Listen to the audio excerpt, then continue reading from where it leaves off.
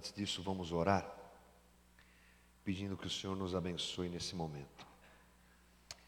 Querido Deus, apresentamos novamente esse momento a Ti e oramos mais uma vez ao Senhor pedindo misericórdia e graça, para que a Tua palavra não seja jogada em terreno duro e estéril, mas que o nosso coração seja uma terra fértil, aberta às sementes do Teu Evangelho e que elas frutifiquem dentro de nós.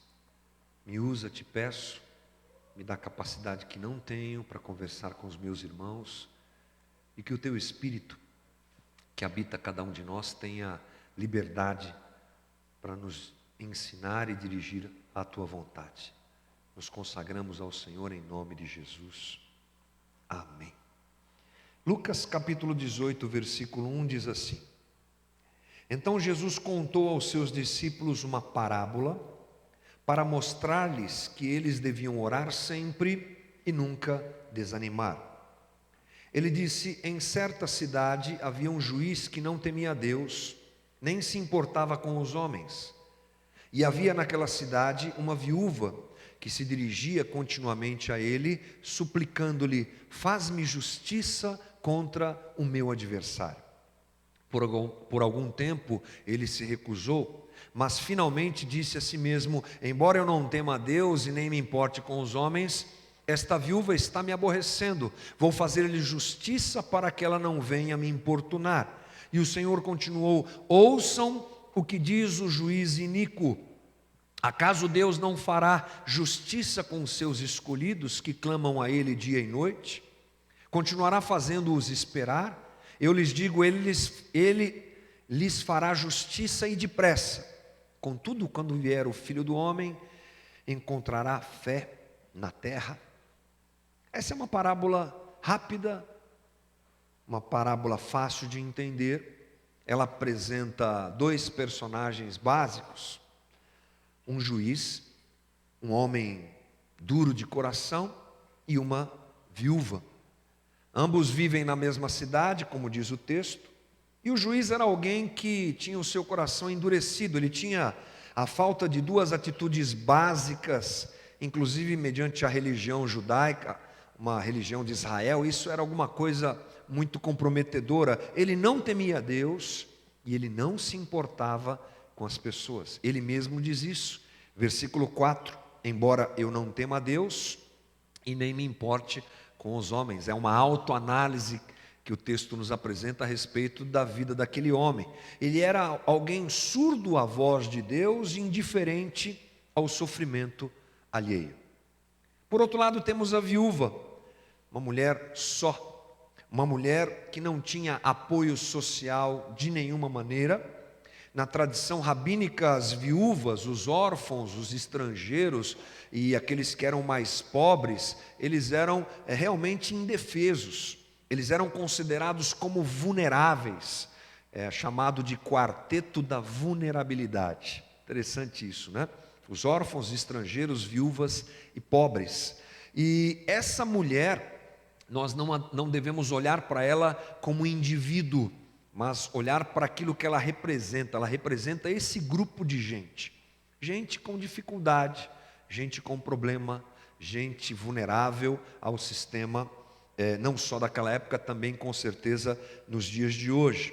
Então nós estamos falando de moradores de rua, aqueles que não têm quem os defenda, os abandonados, os pobres, os menos favorecidos. São essas pessoas que essa viúva representa nessa parábola. E a vida daquela mulher, de tão difícil que era, se transformou num grito. Ela só tinha um grito. E qual era o grito dessa mulher? Faz-me justiça. Não havia qualquer outra maneira dela ter o seu problema resolvido. Não havia ninguém que lutasse por ela, não havia ninguém que a defendesse. E nós sabemos de várias vezes, já falamos isso aqui, que as mulheres na cultura de Israel tinham uma condição social muito, muito, muito precária. Elas eram consideradas nada. E uma mulher viúva e pobre, então, ela não tinha chance nenhuma de ter êxito na sua caminhada. E ela vai perturbando aquele juiz que inicialmente não faz nada, nem se incomoda, nem se importa com aquela mulher, não dá a ela a mínima atenção, mas depois ele age. A ação daquele juiz não é uma ação proporcionada ou reflexo de compaixão. Não. Ele faz o que faz para que se pudesse ver livre daquela mulher. Ele faz o que faz para que ela pudesse parar de enchê-lo. Essa que é a verdade. Ele diz assim: eu não temo a Deus, não respeito os homens também, mas eu não quero ver essa mulher pegando no meu pé todos os dias aqui. Ele acaba atendendo aquela mulher para se livrar do seu incômodo.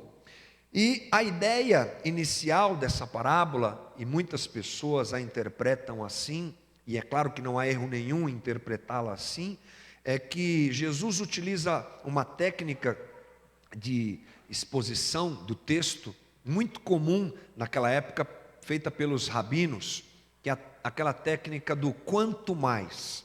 O que é isso? Se aquele juiz atendeu a necessidade daquela mulher, sendo ele ímpio, sendo ele um cara sem escrúpulos, sem caráter, quanto mais Deus vai nos atender. A ideia da parábola nos leva para isso. Se o juiz fez, quanto mais Deus vai fazer. É uma interpretação bastante corriqueira e bastante interessante. Mas eu quero encontrar hoje um outro caminho para que nós possamos analisar essa história por um outro lado, de um outro aspecto. O problema de muitas versões bíblicas no Brasil é que elas não apresentam uma pequena palavra que inicia o texto que nós lemos. Muitas versões não apresentam essa palavra, e ela é muito importante para nós trilharmos o caminho que nós vamos trilhar. Que palavra é essa? É a palavra então. O texto, na versão da Nova Versão Internacional e dos melhores textos, apresenta essa palavra no primeiro versículo que nós lemos. É uma palavra que ninguém percebeu aqui quando a gente leu, mas diz assim: então Jesus contou aos seus discípulos uma parábola. E qual o detalhe dessa palavra então? O detalhe é que na língua portuguesa, essa palavra então, ela é uma conjunção conclusiva. Isso é muito interessante e abre um outro aspecto fascinante para nós entendermos essa história. O que é uma conjunção conclusiva? Vou ler para você. As conjunções conclusivas são conjunções, ou seja, palavras ou expressões gramaticais usadas como conexão de duas orações, em que uma representa uma conclusão. Exprimem, por conseguinte, uma conclusão ou uma consequência referente à oração anterior. Ou seja, quando Jesus começa essa parábola com a palavra então, significa que ele está concluindo um pensamento anterior. Não é algo isolado. Nós não podemos, ou melhor quando nós analisamos essa parábola então, observando o que Jesus disse anteriormente, porque ele está concluindo a sua ideia anterior. Para isso serve essa palavra então, que a gente encontra aí no texto. Aí você me perguntou, o que é que Jesus então disse anteriormente? Bem, nós não lemos, mas é o final do capítulo 17. Eu vou ler um versículo, que é o versículo 20, Lucas 17, 20, diz assim: certa vez, tendo sido interrogado pelos fariseus sobre quando viria o reino de Deus, Jesus respondeu: o reino de Deus não vem de modo visível. 21 diz: nem se dirá, aqui está ele ou lá está ele, porque o reino de Deus está entre vocês. Opa! Então o que é que Jesus está falando? Jesus está falando sobre o reino de Deus. Ele começa essa conversa respondendo a pergunta de um fariseu a respeito do reino de Deus. E ele diz: o reino de Deus não está aqui, não está lá. O reino de Deus está entre vocês. Nas melhores traduções diz assim: dentro de vocês. Jesus está falando sobre algo que ele veio implantar.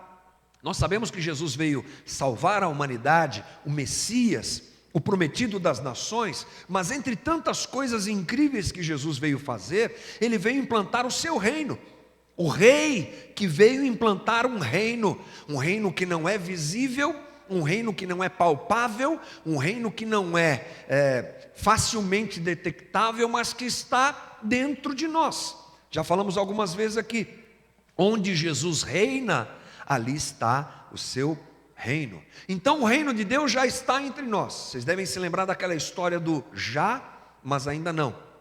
Por quê? Teologicamente a gente tem esse entendimento, esse é o momento que nós vivemos, implantado por Jesus. O reino de Deus já está entre nós, já.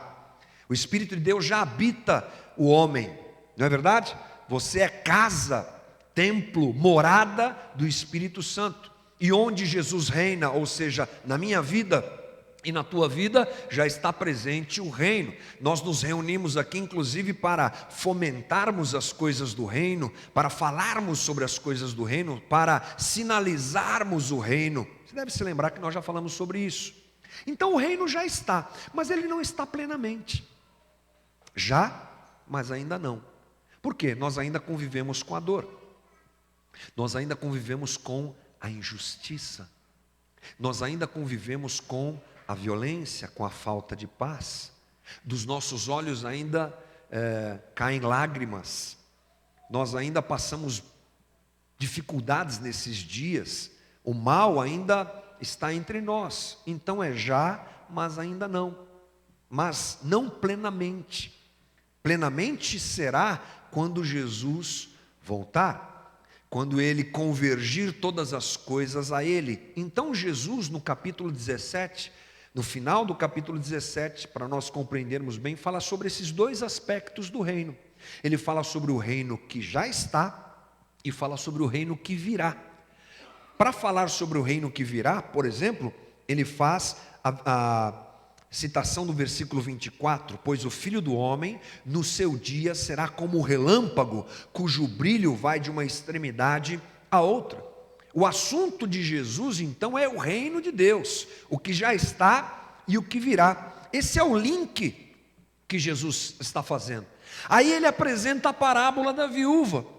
E a ideia de Jesus ao apresentar a parábola da viúva é: continuem orando para que o reino venha completamente.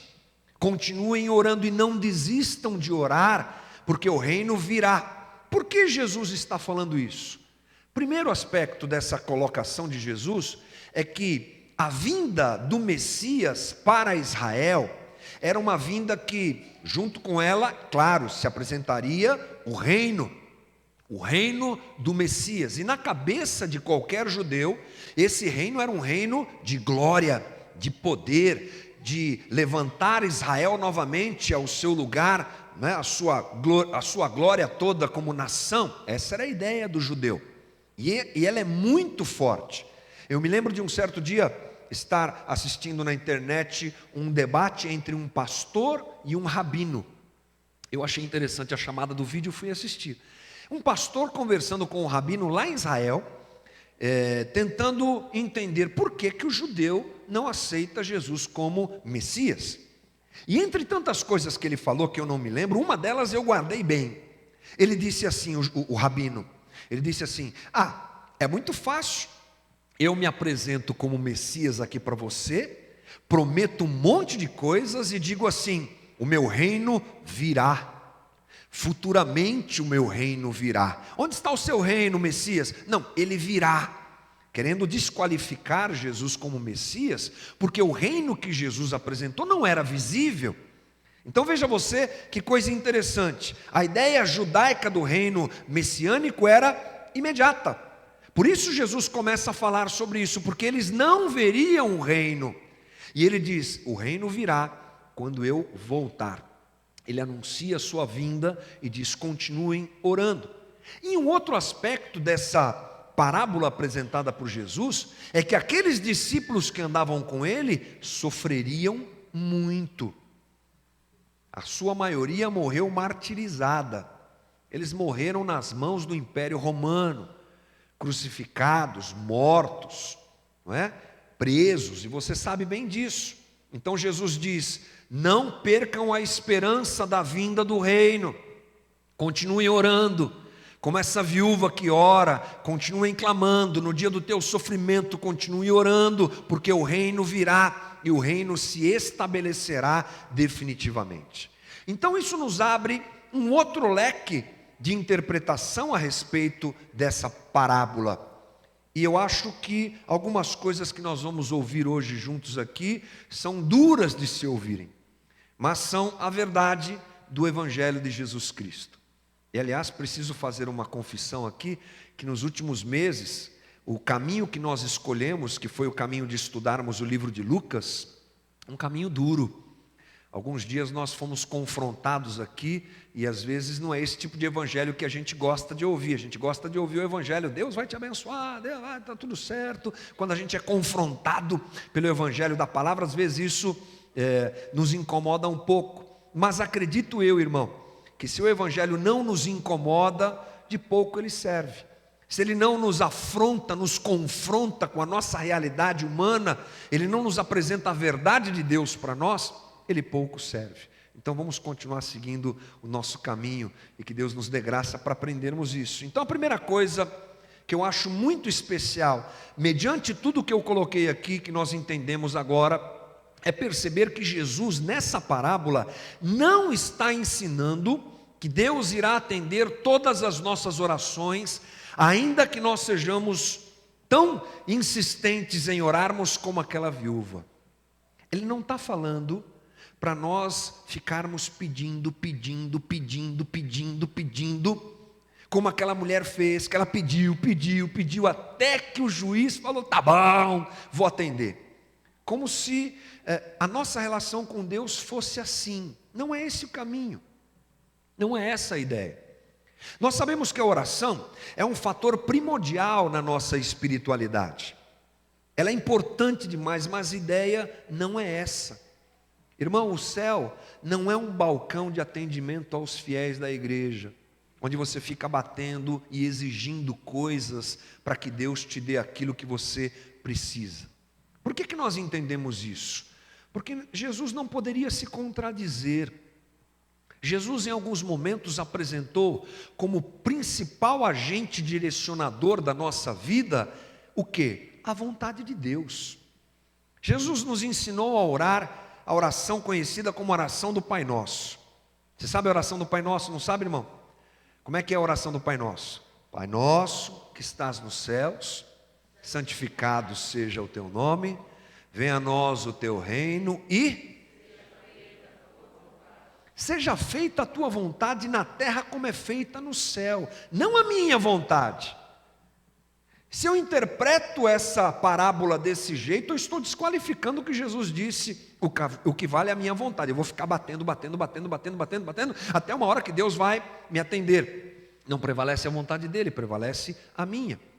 Outro momento, Jesus no Getsêmani, lá em Mateus capítulo 26, você encontra Jesus orando, apresentando a sua dor, apresentando a sua agonia, e ele não insiste para que a sua vontade seja feita. É interessante porque ele apresenta a sua vontade, mas ele não fica insistindo para que Deus faça a vontade dele. Pelo contrário, ele diz, seja feita a tua vontade.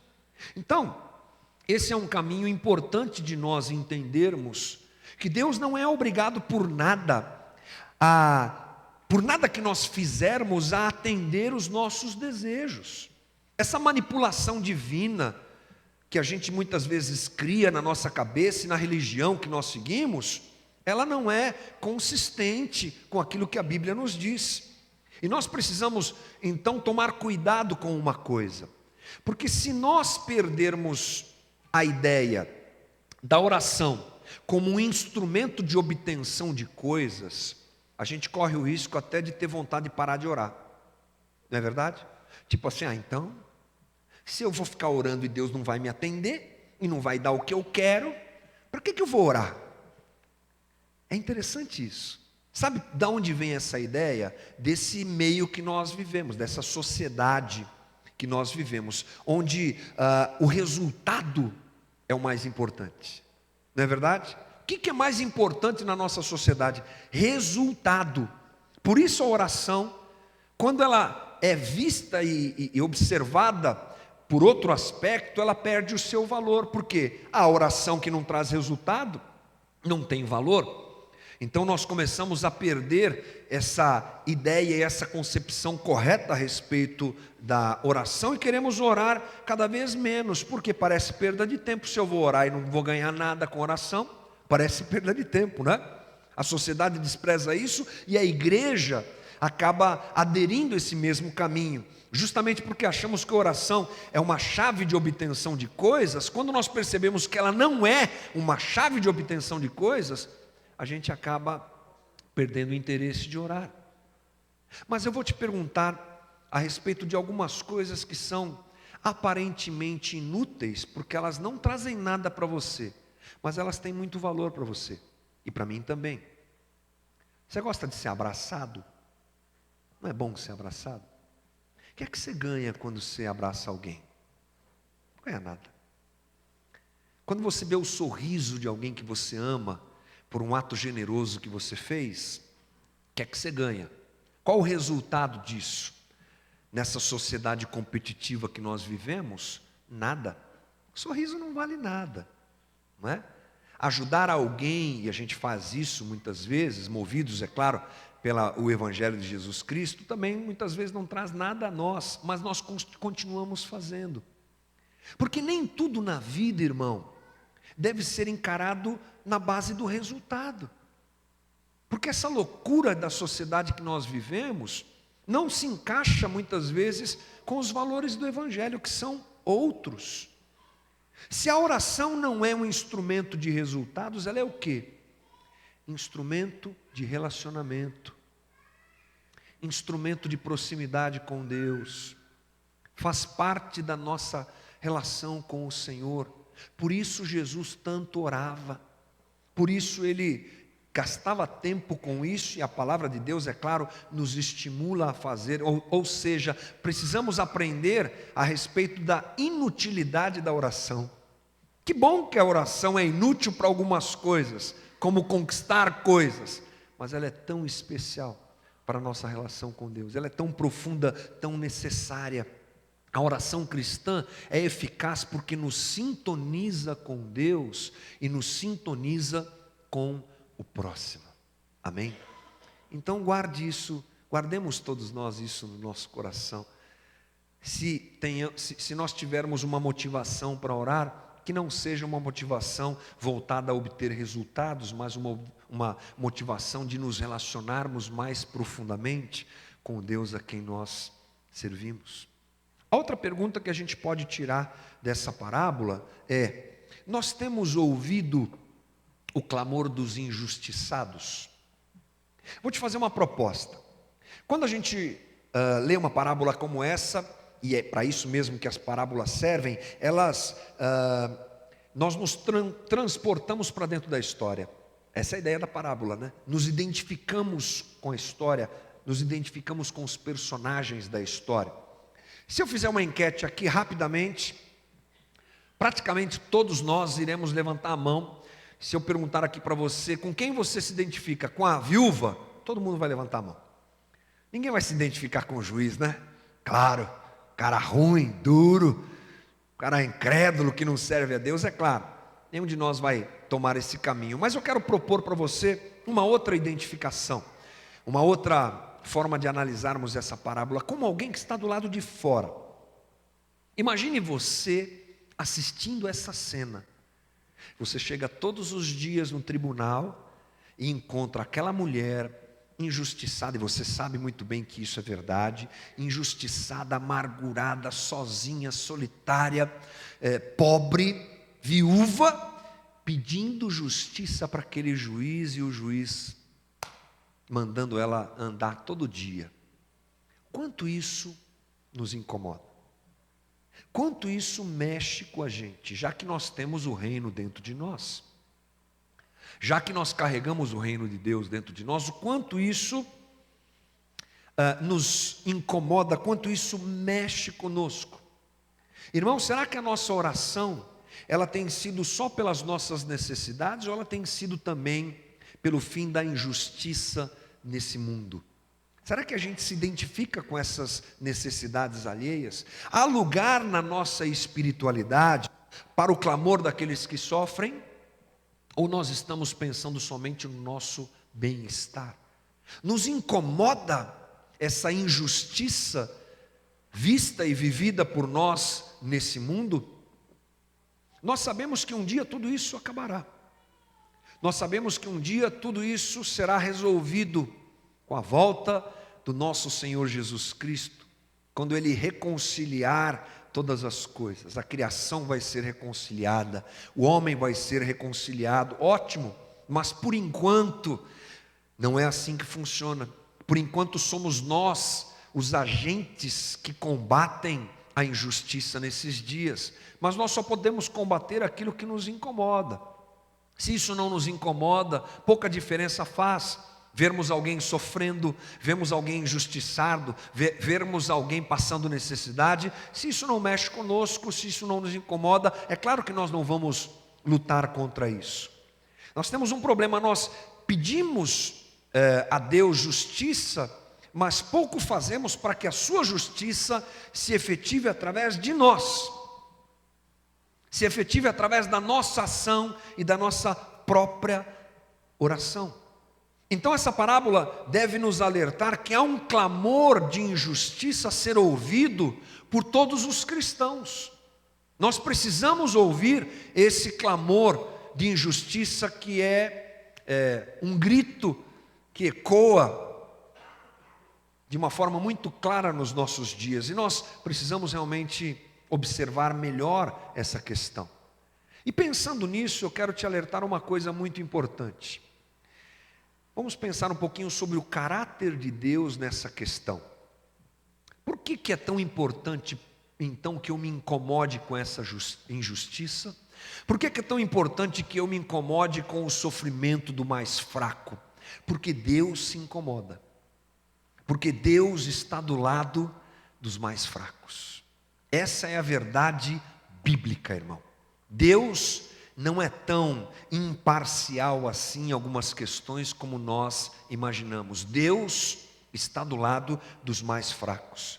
A viúva, ela é atendida depois de muita insistência. Aquele juiz não queria ser importunado por ela. Ele só atende depois de que ela gasta o seu tempo lá.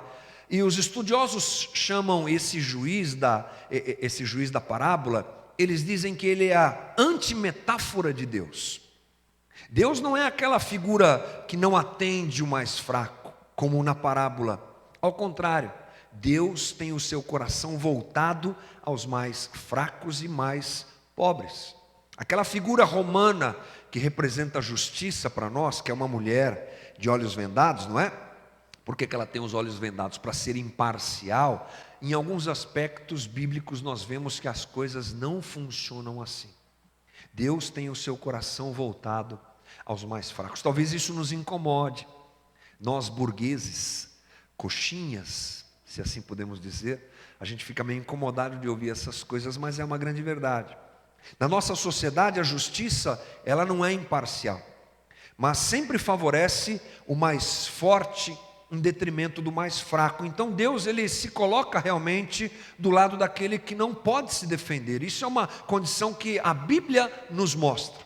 Vamos fazer um rápido passeio pelo Velho Testamento nesse aspecto. Há um termo hebraico no Velho Testamento, que é o termo mishpat, na língua hebraica.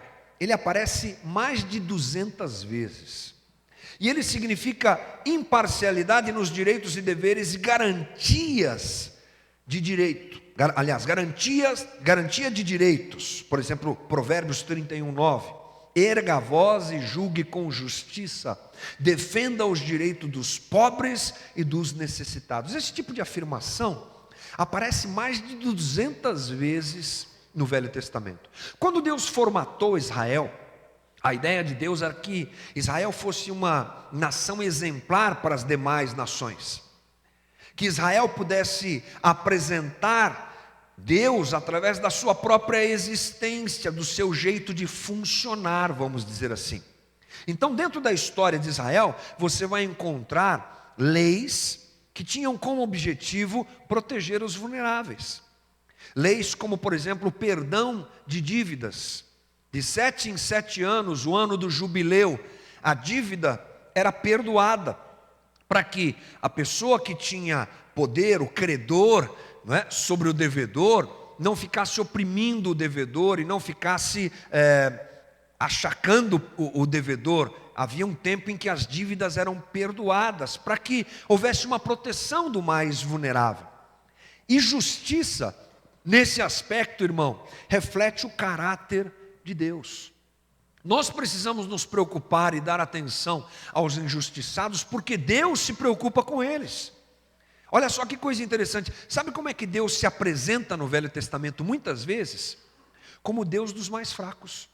Lá no Salmo 68, diz assim, versículo 4: cantem a Deus, louvem o seu nome, exaltem aquele que cavalga sobre as nuvens, o seu nome é Senhor, exultem diante dele. Agora o versículo 5, que interessante: Pai para os órfãos e defensor das viúvas é Deus em sua santa habitação. Pai dos órfãos, defensor dos que, deixa eu ler aqui, defensor das viúvas. Incrível isso. Deus se apresenta assim. Como é que você se apresenta?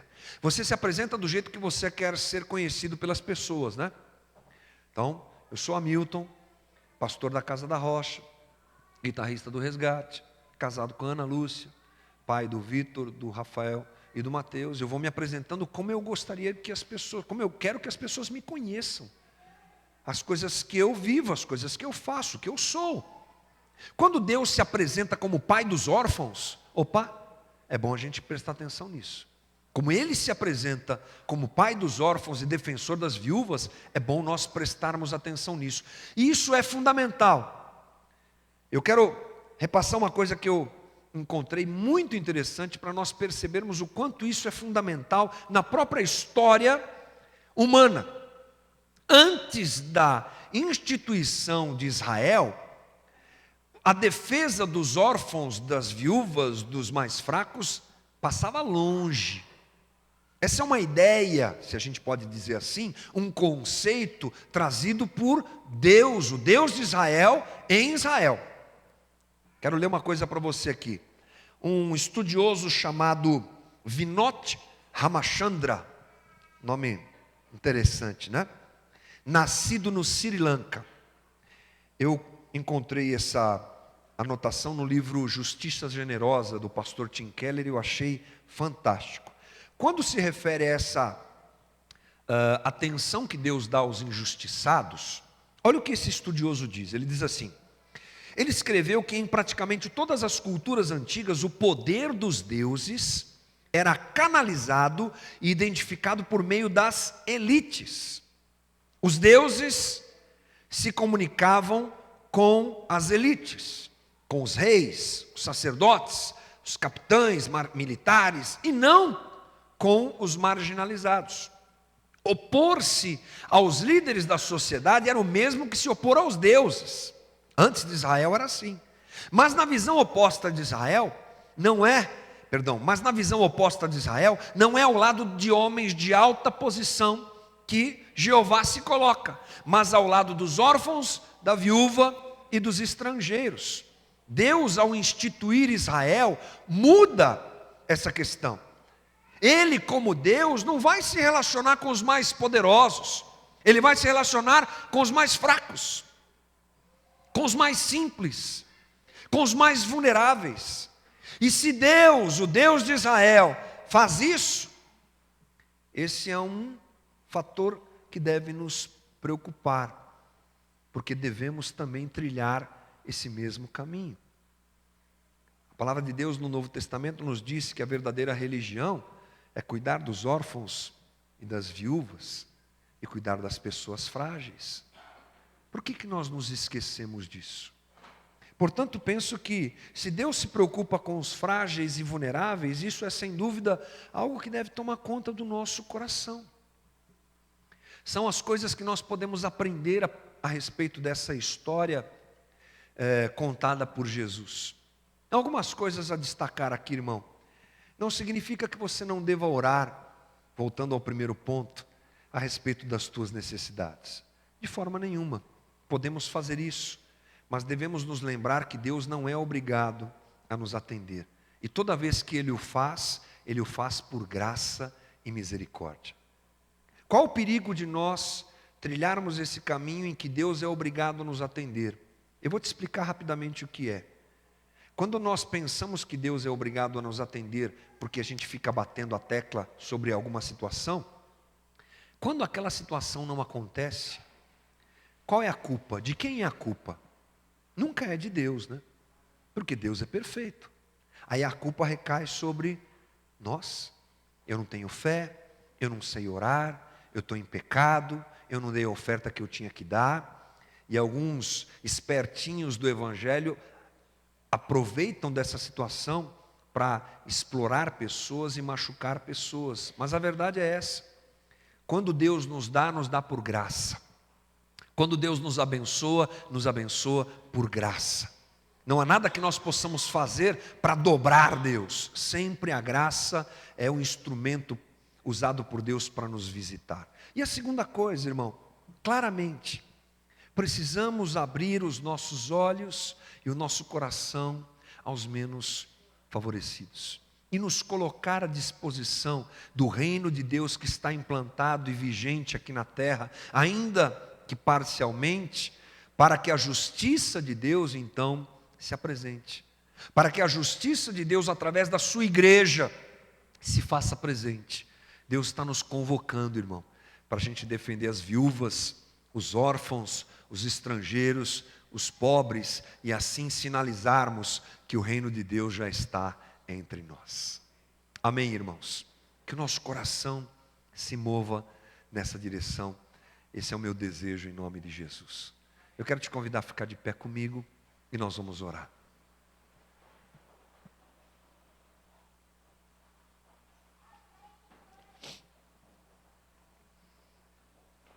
Querido Deus, nós estamos reunidos aqui em Teu nome, Senhor, e queremos aprender a verdade da Tua palavra. Queremos aprender o que o Senhor quer para nós. Queremos discernir os caminhos que o Senhor tem para nós.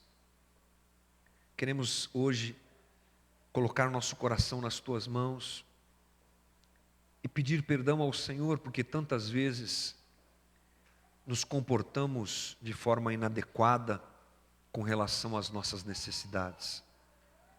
Achamos que o Senhor é um Deus injusto. Achamos que o Senhor não nos atende. Achamos que o Senhor está demorando. E nos esquecemos que vivemos na exceção. Porque a regra era que nós fôssemos todos destruídos. Porque nós já estávamos mortos em nossos pecados e delitos, como diz a Tua palavra. Mas pela Tua misericórdia o Senhor nos resgatou das trevas. E hoje nós vivemos, não na regra, mas vivemos na exceção. O Teu amor nos alcança, a Tua graça nos alcança. E eu oro pelos meus irmãos que estão aqui passando por dificuldades, Senhor. Oro por irmãos que estão aqui desanimados. Oro por irmãos que estão aqui pressionados pelas coisas difíceis da vida. E peço ao Senhor, mostra a eles, Pai, o Teu amor e a Tua graça. Ainda que a figueira não floresça, ainda que não haja fruto na vide, ainda que nada aconteça diante dos nossos olhos, como diz o profeta, nós nos alegraremos no Deus da nossa salvação, porque andamos segundo a Tua graça e a Tua misericórdia.